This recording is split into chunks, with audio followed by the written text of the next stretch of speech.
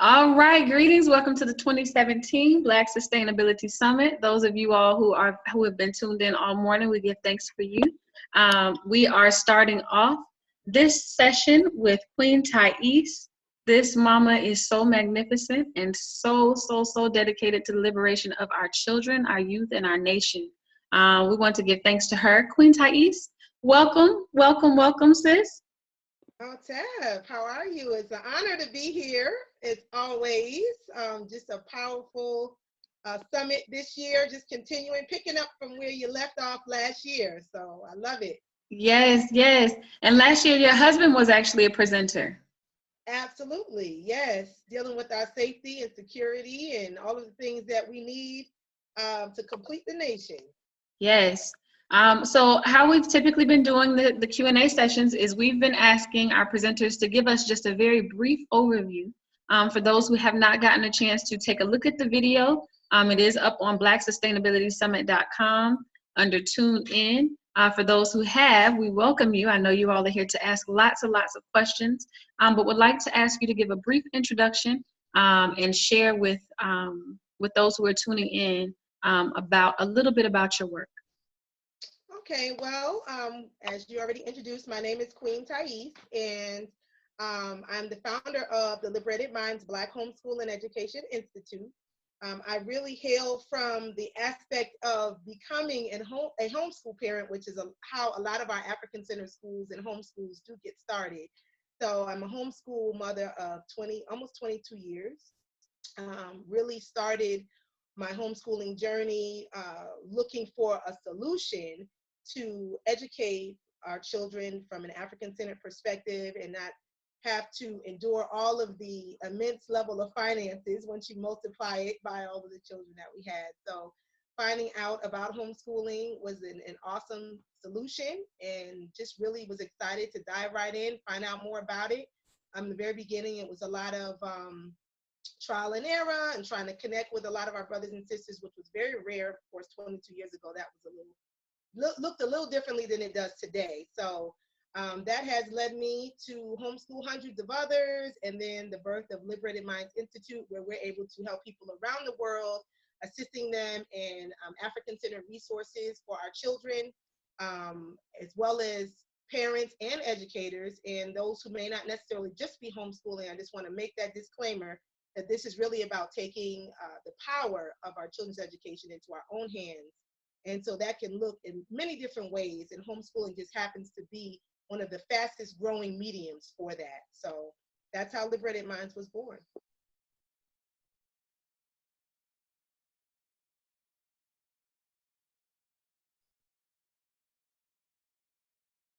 Beautiful.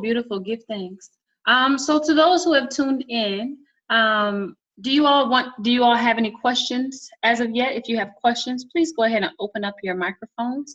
Well, actually mute your microphones. I'm going to unmute everyone. And if you do not have a question, mute your microphone back. Here with her, Queen Taese puts on a magnificent homeschool expo every single year here in Atlanta. And even though I do not have children yet, I still attend, and I find so much value in it every single time I go, and I'm able to purchase books in preparation for them coming into this physical plane. And so she has just been phenomenal. They also have an economic section that they've added onto, where they give us discussions around our economic liberation as well. So I'm going to go ahead and open up the lines for those who have questions.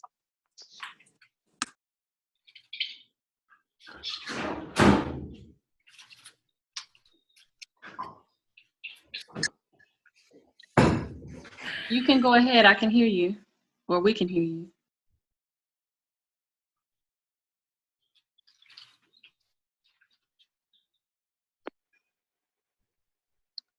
Okay, I wonder if anybody has questions. I see all these people on this line. Okay, Hotep and greetings. Can you hear me? Yes. I was just talking away. Okay, well, I am very grateful for Queen Taese and her outstanding works through the years. I'm grateful to be connected with her. And I actually was saying, I don't think you were able to hear me, but I was just saying that I was actually looking forward to your overview, just to hear some of the things that of course, what you've covered from the past, but also some of the things that you may want to introduce to all of us in relationship to what you've got going for the expo and everything like that. So really, I'm just going to sit back and listen, but I can't wait to hear maybe particularly. I think there's when you do Life Quest, you capitalize the L and the Q. Someone may need to mute their mic, but I'm sure you can hear through me. What I was just going to say real quickly, Queen, was, I know that there's this interconnectedness to everything that we do, particularly for Africans. And so what you're doing and what Sister Afia is doing with the Black Sustainability Summit, there's this deep interconnectedness. The Mama Nobantu hit it on the head when she was talking about education being at the root of transformative mind change. With the mind change comes the progress that we need. So at some point, I know you'll cover it, just making the connection with, say, even the objectives of this upcoming expo and tying it into what parents and other, visitors that are thinking about coming to the expo, how that plays a huge part in either initiating or establishing their sustainability efforts, sustainability objectives. Give thanks. I appreciate that, Ina and Jadeka. And I mean, I think that is really the core, what you just shared in terms of educating our youth. No matter what we do, if we're talking about change, we're talking about starting from the foundation, which is our babies. And so each year at the expo, and even throughout the year, and this is one of the things that I think a lot of us fall short on, and I know with myself, that's been a focal point for me, which is the continuity after and in between our gatherings and our coming together. And I think where the power is, and this year the focus is our power and purpose, and being able to through our divine purpose, through making sure that we pay attention to the purpose and the reason why we're doing each step, and really bringing in strategy a lot more, and not just haphazard, things to do over here, even though they may be productive on one level, putting it together in a whole scheme of things and seeing how it can bring forth some fruition in the present, and then also the intergenerational wealth that we talk about. And so what's really so important, I feel, with that is with our young people, really diving into the application, how they can apply what they're learning immediately. A lot of times I feel, I look at my own journey as a parent, and I can see where it would have been more advantageous in certain areas to have things implemented on a more, how can I put it, on a scale that was more practical and useful for the day-to-day. So for instance, a lot of things that we're educating them on, put them in positions to apply it, utilize it, and manifest it to its fullest fruition at that time and point.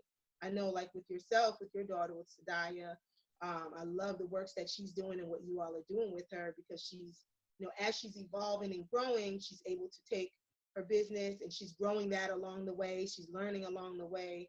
The application applies to so many facets of life. And when we talk about, African entrepreneurship, it's totally void of capitalism. So we talk about a whole nother way of life and living.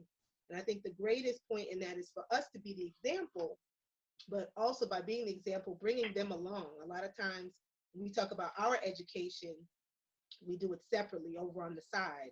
And then we're hoping to be able to give them what we can along the way, whereas it can all be infused together, which is the reason why we added the youth component to the Liberated Minds Black Homeschool and Education Expo. Initially, the first year we started, the youth were just kind of hanging alongside of their parents. You're looking bored and wondering, why am I here? And I said, wow, this is a great opportunity to take our youth and be able to share some information with them that coincides and complements also what the adults are learning. So as they're riding home in the car or flying back to where they're going or whatever it might be, there's a discussion that's complementary that can add on to the whole family unit and structure. So I think there's a lot of power in that. And this year, one of the beautiful things that I love, we have young Michaela Omer, who's going to be presenting on Sunday. And I don't know, for those who are not familiar, she's the 11-year-old who won the $11 million deal for the lemonade.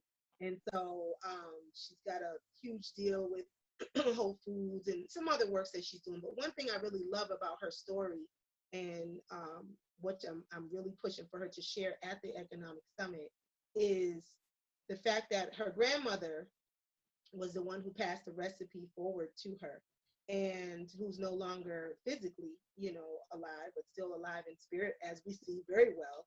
And also the whole family unit and structure, because her father manages her, her mother deals with another component, her brother's the photographer of the family, he's 9, so he deals with all the photos and the pictures. And I think when we're talking about our empowerment, we have to look at it from a family unit and a family structure of how we can all work together with each of our gifts that we have. Each of our divine purposes are already complementary, because when we ask to come forth through our parents, there's already a reason why we're coming forth. There's already a reason why siblings are there with each other. There's a complementary energy that already exists. And so taking that into the next step and bringing that into a tangible space of being, and not necessarily looking at doing things individually. I think that's really where the power is. Even with our businesses, if we talk about our entrepreneurship and the cultivation of that, a lot of us have our own businesses, but we're working it solo, which is almost virtually impossible to do it to its full maximum potential when it's just you. If you look at all of the successful enterprises and that type of thing, there's always a team. There's always a pretty solid team too. A lot of times, the impression is you see one person out front, but there's a team that's driving it. And so I think the more that we actually look at how we can complement each other working together, doesn't necessarily have to be on every different level, just starting out slowly but surely and being able to complement each other in that, I think we'll definitely see a huge shift.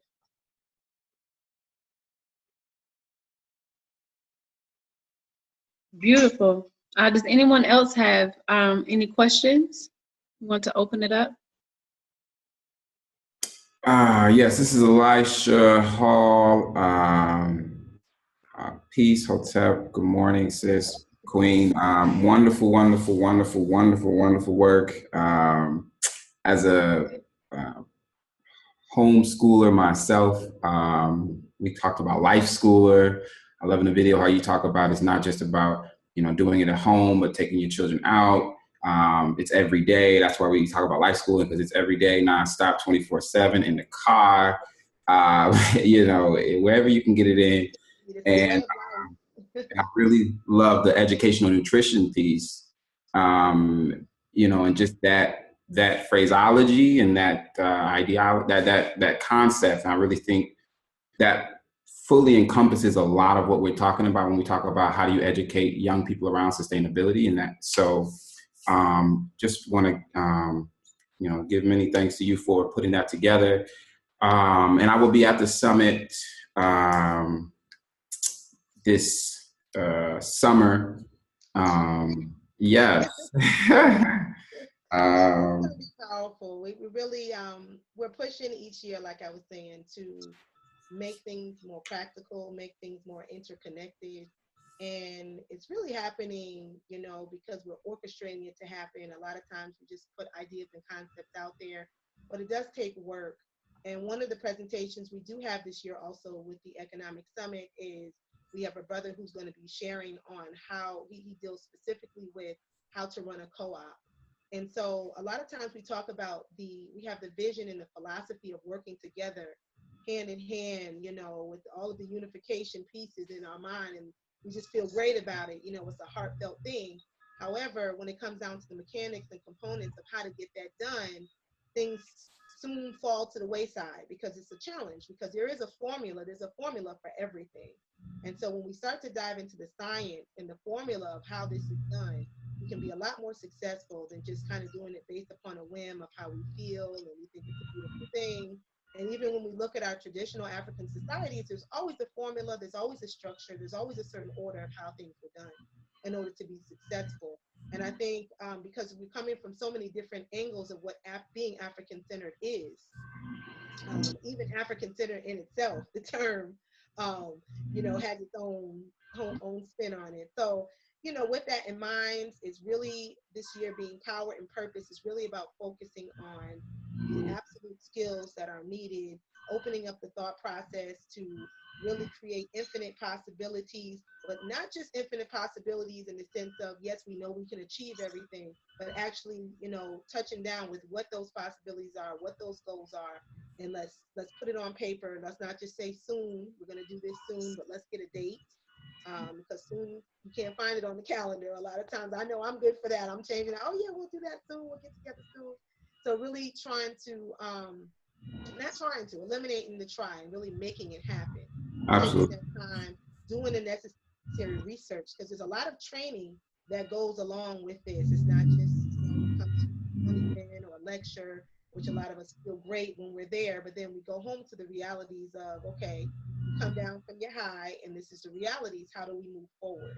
So yes, I'm so happy that you're going to be there. Looking forward to it. Absolutely. So my question is, it's been challenging in Chicago to actually convene homeschoolers, and not just, so I'm glad you just said that, not just for the events or, but to actually run collective programming together, to do consistent programming, to go on field trips together, to run workshops together, and to start to allow children and young people to engage with other homes, like folks who are doing that kind of work, and other children outside of the ones they see all the time, or their parents that they see all the time. So are you all doing that in Atlanta? Are you all able to kind of do programming across homeschools, across homeschool networks? Are you going places? Like, what does that look like? Because for me, I feel like that's a kind of another level of integration that Right. I would like to see and haven't seen here. Well, it comes with its absolute challenges, because all the challenges we face internally are the challenges that show themselves externally. So everything that you're feeling definitely is real in terms of, connecting with others. What I would say is, a lot of times we have these grand visions of, having these huge groups, and I would focus on quality over quantity, and just connecting with just a few brothers and sisters that, are just down with it, and y'all just roll. You connect on whatever pieces you need to.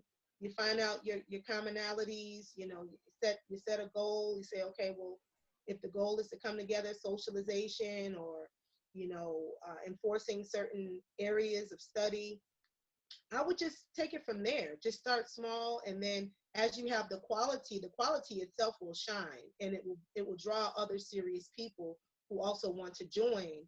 And just take it from there. Let it divinely grow on its own, and instead of stressing yourself out, because that can get stressful trying to organize. Even the whole aspect of trying to organize everybody and come on, let's do this trip, let's go here.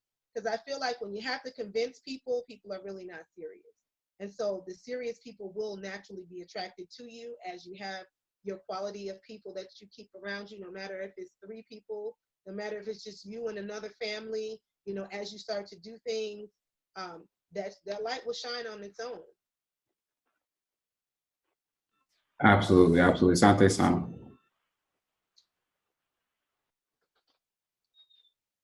All right. Is there anyone else? Thank you so much for your question. Is there anyone else on the line that has questions for Queen Taese?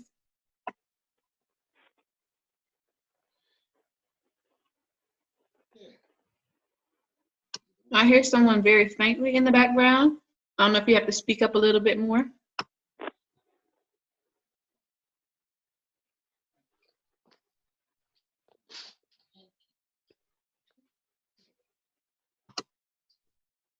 They were trying. Let me see if I can help them out. Okay. All right, go ahead with your question. Nope. Let's see. Hey, where did that go? Which one was it? Nope, that's somebody else's microphone unmuted. Wrong one. All right. Well, We give thanks. We're right up on our time. It's 11:57. We definitely want to give thanks to you, Queen Taese, for joining us. I know that you are a mother, a wife, a businesswoman, a teacher, an educator. You do so many things for our community, and we give thanks to you. Would you share a little bit about what you have coming up with the Homeschool Expo and some other things that are coming down the pipeline, as well as a way that folks can reach out to you if they would like to learn a little bit more information before we close out?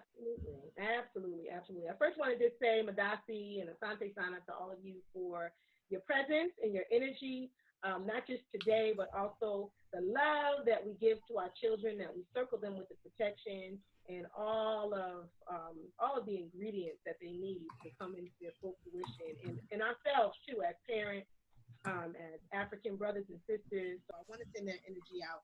And yes, the Liberated Minds Expo, you can visit the website, which is www.liberatedmindsexpo.com. Excuse me. You can also reach me at 678-368-8593. I'll also leave my email, which you can email me at liberatedmindseducation@yahoo.com or the Liberated Minds Frequency @yahoo.com. So we have the expo will be coming up July 14th through the 16th. That's here in Atlanta, Georgia. The website will give you a lot of information. There's something for everyone. So when we're talking about, rearing our children, we're talking about detoxification of our own indoctrination. The whole purpose is to make sure all of that is infused. I'm trying to think. We also have the Kilimanjaro Cafe, which is an online store that will carry all of our African-centered products for our children, and specifically our children, educational materials to curriculum materials to clothing to books.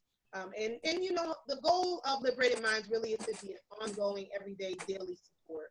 So a lot of times we have these intermittent situations that assist us, but the goal is for us to be an ongoing support. So that's what we're looking forward to, continuing. And we've gotten so much support over the years. This is our 6th annual expo, and it has grown to be a one day with just a few people to now people coming from all over the world. And it's exciting. I'm realizing that, we have the same situation and same issue no matter where we are. So the more we come together, the more we build, the more we can break down the barriers and build up what we need for our children. Excellent, excellent. Well, and congratulations on that progress. Yes. And I want to give thanks to you too, sis, and your consistency with this summit. I know it has been a lot of work, and I think it has. But it's so worth it. And I'm just excited about meeting all the brothers and sisters. I encourage, all to reach out, and I definitely will be listening to some more of the presentations and workshops myself and reaching out to a lot of the brothers and sisters. So there's so much more I want to learn and be able to incorporate and infuse within all the works that we're doing also. Give thanks.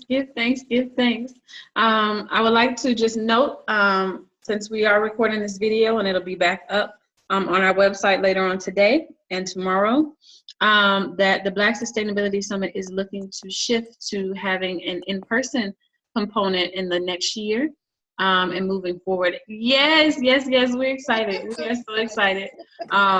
There's a lot of planning that will have to happen, and we give thanks to everyone. I know there are about maybe 12 or so folks that are on the call right now. I see some people coming in as well, but it has definitely only been possible from this collective of people that have supported and sent in donations. This is definitely a labor of love, and it's definitely not it's not centered around one individual. It is definitely a collective. So we give thanks to all of those who have helped to make this possible. We couldn't do it without those presenters like yourself and those who've come before you.